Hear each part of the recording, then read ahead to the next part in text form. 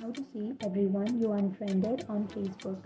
So if you want to see that if you have unfriended someone, then first of all you need to open up your Facebook application, and then you can go for the upper right corner which has that three dot icon, and then go for settings and privacy, and then settings.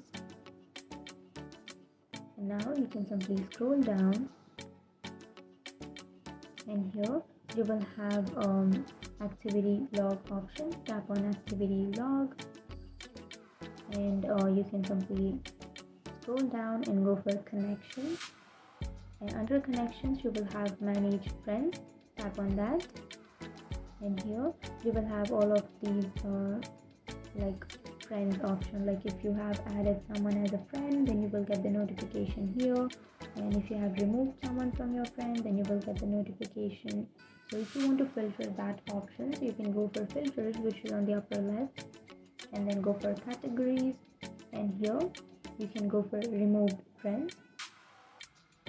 So yeah, I have not removed any of my friends till now, but if you have removed someone, then you will have those persons here, or those notifications here, and you will get the information. So that's it, and if you have any questions, feel free to comment below. Thanks for watching.